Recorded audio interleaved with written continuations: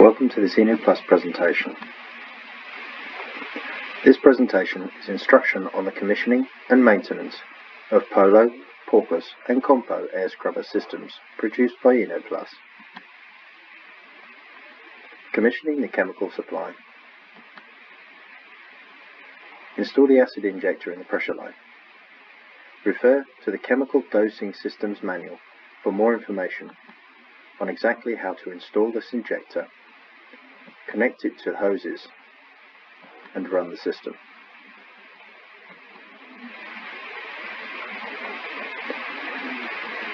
Pump water through the injection system to test for leaks and that it works.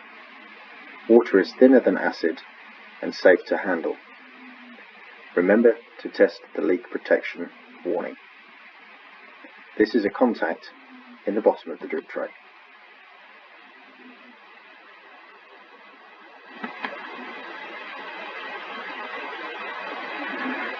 Install the chemical pickup lamps in the chemical container and dose the system automatically at the end of the test to check the pH auto adjustment.